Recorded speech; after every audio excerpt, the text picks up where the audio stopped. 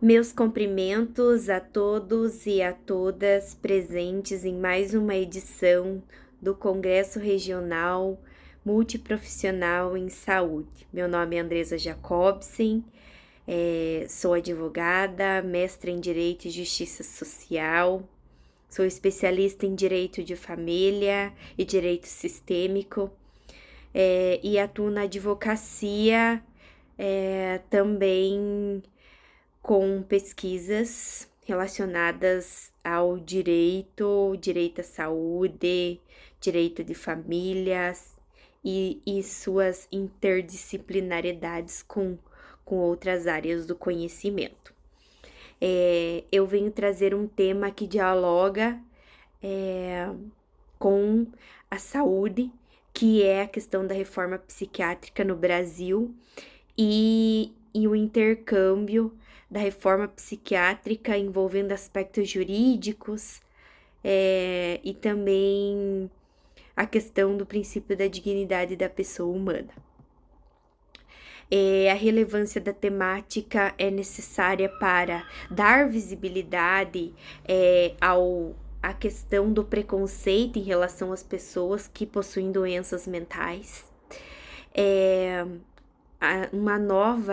Um novo olhar para formas de valorizar o ser humano, a aplicação do exercício da justiça social e também as políticas de acolhimento, a melhora dessas políticas. Ou seja, é necessário a relevância dessa temática da reforma psiquiátrica no Brasil, traz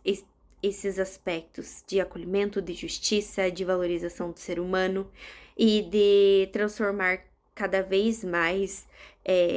em inclusão aquilo que por muitas vezes foi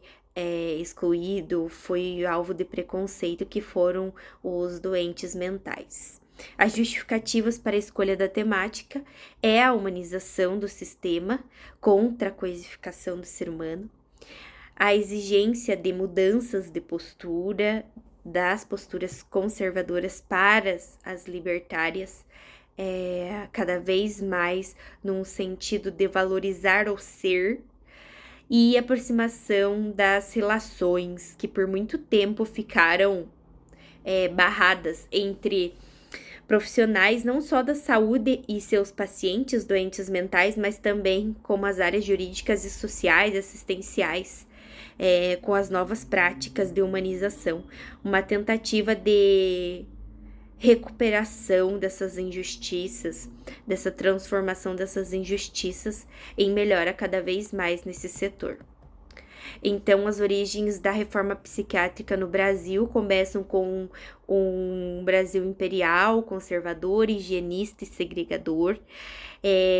no qual considerava essas pessoas doentes mentais como alienados, como pessoas loucas que deveriam estar reclusas, porque eram consideradas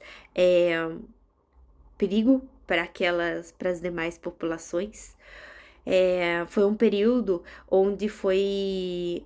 existiam, a Santa Casa de Misericórdia, situada no Rio de Janeiro, e foram criados os primeiros hospícios, inclusive o primeiro deles com estrutura muito adotada com o modelo europeu, que foi o Hospício Dom Pedro II, do qual tinha uma estrutura muito avançada para a época, mas carecia de humanização, de organização quanto à parte médica e os tratamentos que seriam aplicados a seus pacientes. Então, o contexto do Império para a Primeira República continuou praticamente as práticas em relação a doentes mentais eram basicamente as mesmas. Essas pessoas eram cada vez mais marginalizadas, principalmente no contexto da Primeira República, onde detinham vários outros contextos que o novo regime impunha para a população, para o governo. Então, essa questão dos doentes mentais teve pouco progresso nessa época. Então, o cenário era de uma institucionalização muito grande, de maus tratos nos hospícios, nos hospitais, de mortalidade, muita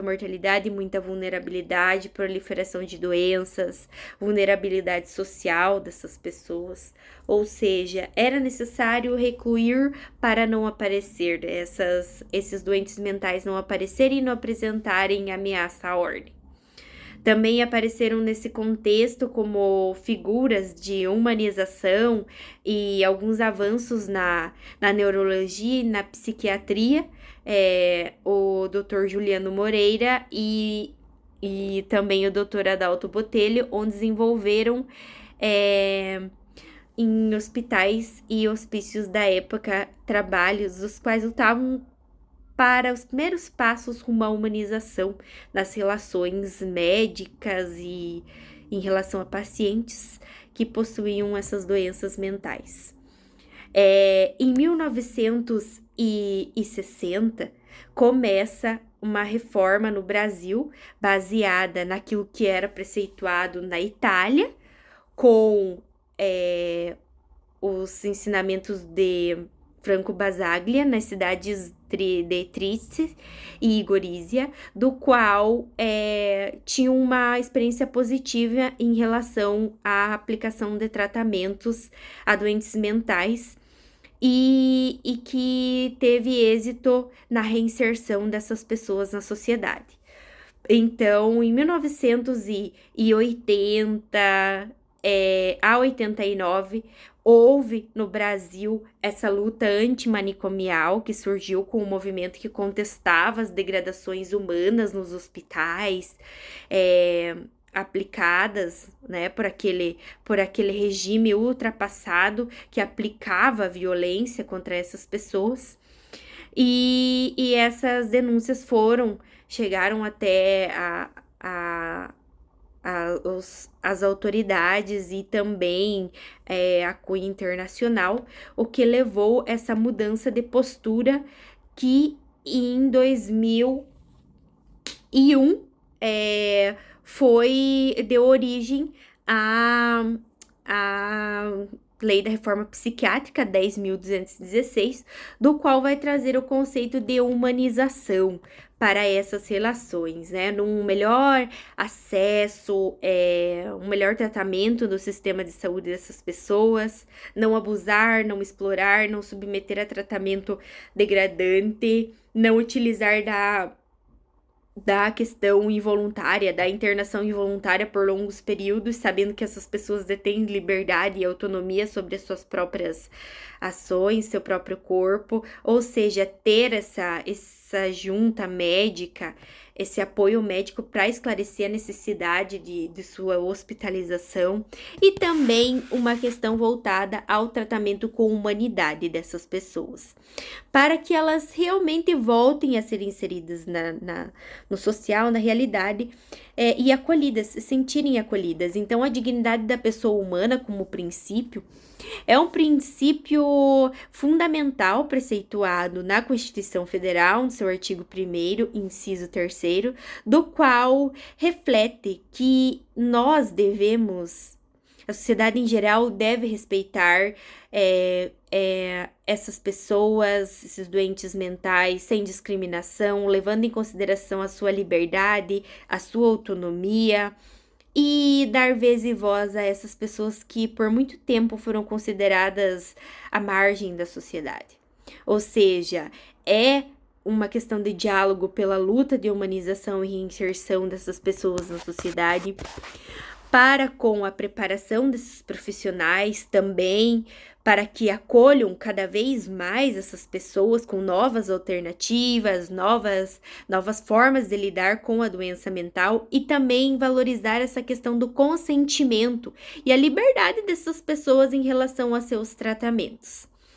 Então, as considerações finais apontam que devemos pensar em novos horizontes, novas alternativas para esses tratamentos em saúde mental, consideração do ser humano como ser digno de saúde de saúde e qualidade de vida com autonomia, liberdade, longe dessa marginalização que muito tempo atingiu esses doentes, e também a aproximação cada vez mais desses doentes, dessas pessoas portadoras de doenças mentais, médicos e profissionais em geral. Então, aqui fica meus agradecimentos a todos que acompanharam a minha palestra e até a próxima.